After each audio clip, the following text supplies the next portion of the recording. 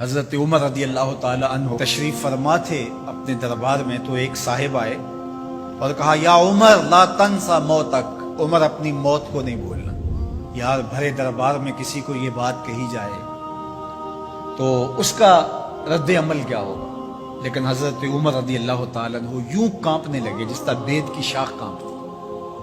اس کو قریب کیا، محبت کی، کہا اگر تو روز آ جایا کرے اور یہ جملہ مجھے کہا کرے تو تیری مہربانی ہوگی، مہینے کے بعد مشاہرہ بھی دیا کر۔ روز آتا ہے، بھری مجلس میں کہتا ہے عمر موت کو نہیں بھولنا۔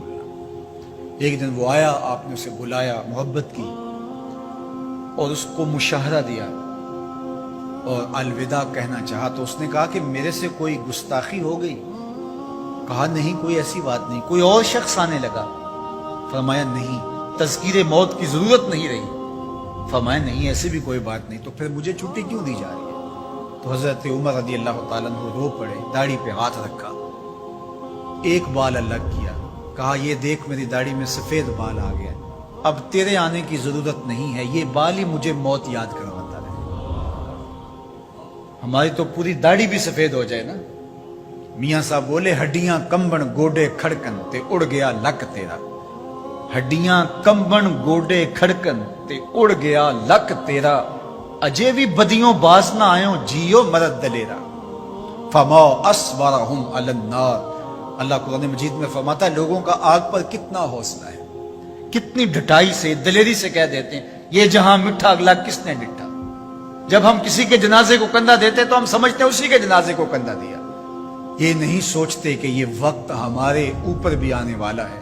خیر کن فلاں و غنیمت شمار عمر، زاں کے بیشتر بانگ برایت کے فلاں نمات۔ شیخ سعدی فرماتے ہیں کہ اے صاحب نیکی کر لے اور غنیمت شمار کر اس عمر کو، اس سے قبل کہ تیرے لیے بھی اعلان ہو جائے کہ فلاں بھی چلا گیا۔ پہلے تو سپیکروں میں اعلان ہوتا تھا، فیس بک پہ خبر آتی ہے فلاں بھی چلا گیا، فلاں بھی چلا گیا۔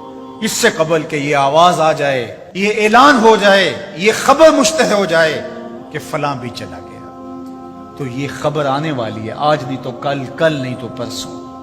تو کہا کثرت کے ساتھ موت کو یاد کرو، اس سے تمہارے دلوں کا زنگ اترے گا، تم اپنی آخرت کی طرف متوجہ ہو گئے۔ اور دوسری بات ارشاد فرمائی وَتِلَاوَةُ الْقُرْآنِ، اور قرآن مجید کی تلاوت کرو۔ قرآن مجید کی تلاوت اگر تمہاری زندگی کا معمول بن گیا تو تلاوت ایسا نور ہے جو دلوں کے زنگ اتار دیتا ہے اور اللہ کی معرفت کا رنگ چڑھا دیتا ہے۔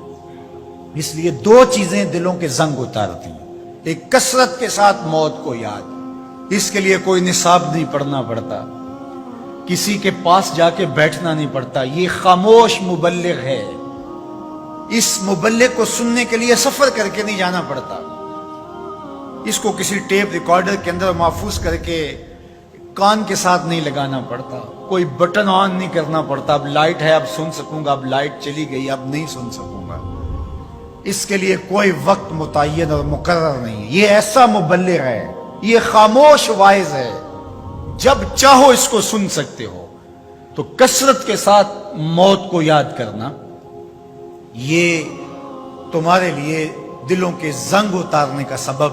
اور دوسری چیز ارشاد فرمائی وَتِلَاوَةُ الْقُرْآنِ، اور قرآن مجید کی تلاوت۔ جب قرآن مجید کی تلاوت معمول زندگی بن جاتی ہے تو دلوں کے زنگ قرآن مجید اتارتا ہے۔ اس سے بہتر دلوں کو پاک کرنے والی اور چیز ہو کیا سکتی ہے؟ اللہ کا کلام ہمارے پاس موجود ہے۔ اس وقت کسی امت کے پاس، کسی قوم کے پاس منزل من اللہ کتاب اصلی صورت کے اندر موجود نہیں ہے۔ تحریف راپ آ گئی، لوگوں نے کتابوں کے اندر اپنی خواہشات کو شامل کر دیا، مشکل چیزیں نکال دی، ان کے اندر بہت گڑبڑ کر دی، لیکن قرآن مجید کسی زیر اور زبر کے تغیر کے بغیر صدیوں قبل جو سینہ محمد صلی اللہ علیہ وسلم پہ نازل ہوئی تھی آج بھی اسی طرح موجود ہے۔ ایک زیر اور زبر کا فرق بھی نہیں ہے، یہ ایک یقین ہمارے ساتھ جڑا ہوا ہوتا ہے کہ یہ ہمارے رب کا کلام ہے، یہ ہمارے محبوب کریم کے سینہ انور پہ اترا تھا، یہ اس کتاب کا اعزاز ہے۔ تو کہا کہ اس کتاب کی کثرت کے ساتھ تلاوت کرو، تمہارے دلوں کا زنگ اتر جائے گا اور اللہ تعالیٰ جل شانہ کی معرفت کا رنگ تمہیں نصیب ہو۔